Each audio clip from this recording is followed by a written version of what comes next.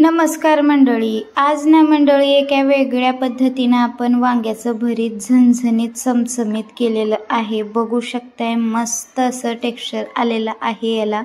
असं वांग्याचं भरीत तर नक्की बनवून पहा। मोठ्या वांग्याचं भरीत तर सगळेच करतात, पण मी छोटे काटेरी जे वांगे असतात त्याचं भरीत केलेलं आहे।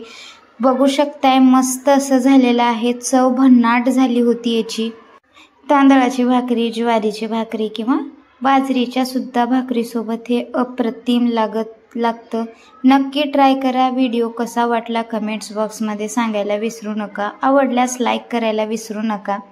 आता इथं बघू शकता मी छोटे वांगे जे असतात ना आपले काटेरी, ते वांगे पाठचा भाग अजिबात घेतलेला नाही। सगळाच भाग हिरवा जो असतो तो काढून टाकलेला आहे। कट करून पाण्यात टाकून दिलेले आहेत वांगे आपले फोडी करून।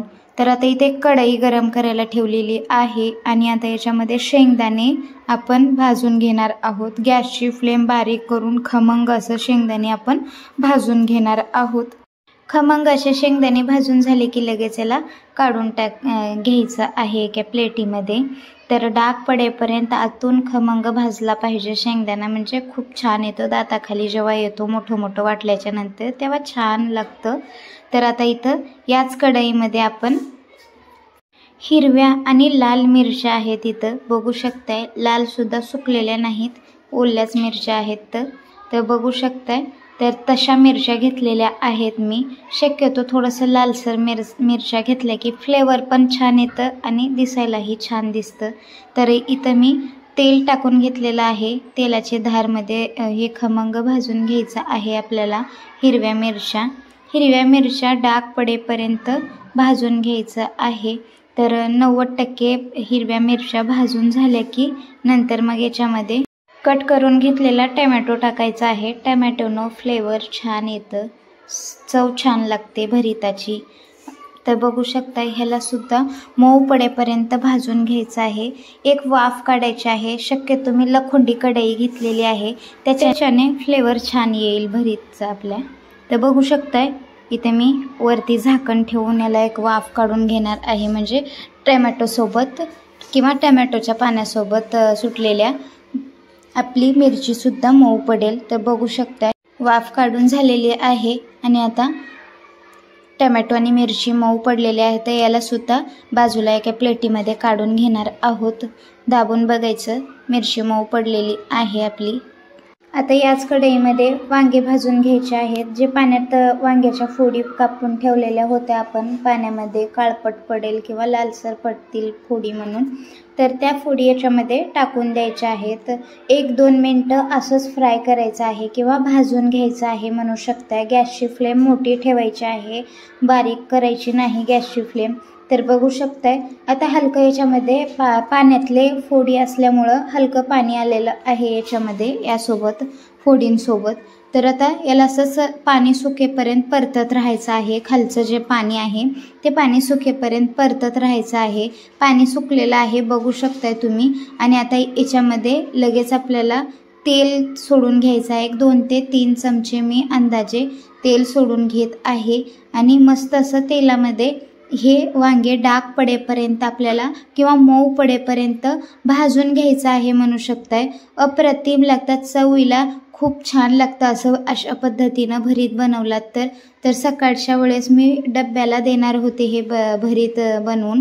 तर सकाळी बनवलेलं आहे हे व्हिडिओ बघू शकताय। मस्त असं वाफ काढून घ्यायची आहे। 1-2 मिनटाची वाफ काढली की वांगे सुद्धा मऊ पडतात आणि डाग सुद्धा पडतात। असं हलके डाग पडत आहेत, तुम्हाला दिसतच असतील व्हिडिओमध्ये।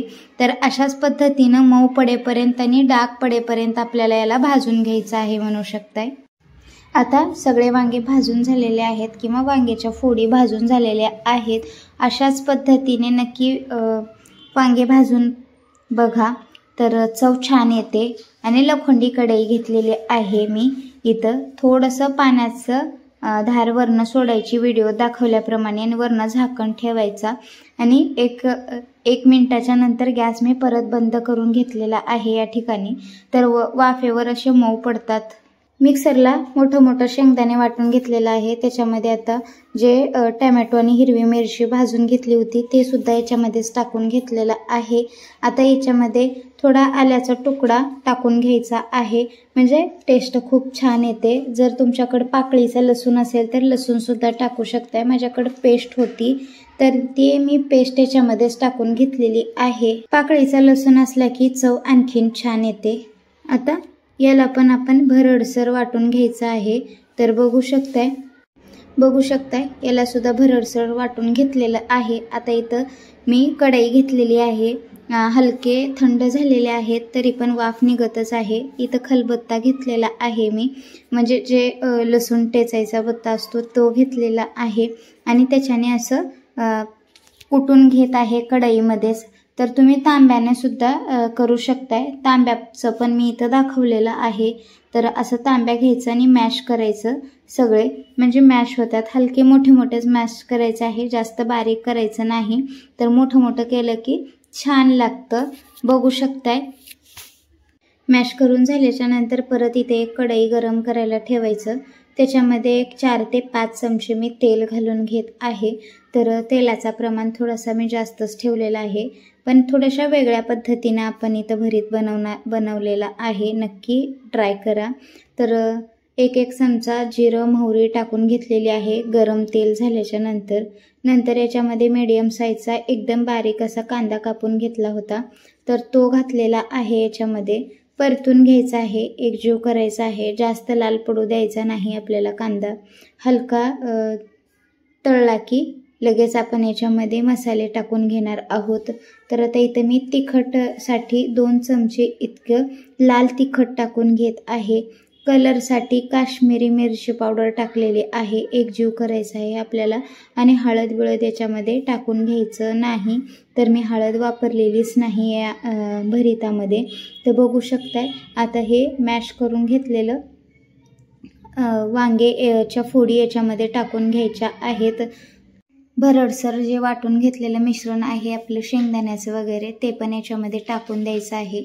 सगळंच एकजीव करायचं आहे। आता अजून आपण याच्यामध्ये मीठ टाकलेलं नाही, तर एकजीव केल्याच्या नंतर मी थोड्याशा वेळानं इथं मीठ टाकून घेतलेलं आहे। थोडीशी पाण्याची धार पण याच्यामध्ये टाकलेली आहे, म्हणजे एक 4 ते 5 चमचे मी इथं पाण्याचा वापर केलेला होता। तर थोडंसं कोरडं किंवा सुकं दिसत होतं म्हणून थोडासा व्हिडिओमध्ये स्किप झालेला आहे।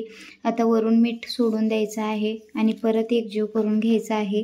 आणि आता याच्यावर झाकण ठेवून एक वाफ काढून घेतलेली आहे मी शक्यतो। बघू शकताय मी इथं पाणी घातलेलं आहे। तर आता परत एकजीव करून घ्यायचं आहे याला आणि वाफ काढून झालेली आहे। 1-2 मिनिटासाठी आपण इथं वाफ काढून घेतली होती। मस्त असं टेक्स्चर आलेलं आहे, अप्रतिम दिसत आहे। गॅस बंद करून घ्यायचा। व्हिडिओ कसा वाटला कमेंट्स बॉक्समध्ये सांगायला विसरू नका। आवडल्यास लाईक करा, शेअर करा तुमच्या मित्रमैत्रिणींना, नातेवाईकांना। नवीन असाल चॅनलवर तर प्लीज सबस्क्राईब करा। परत भेटू अशाच एका नवीन रेसिपीसोबत। धन्यवाद।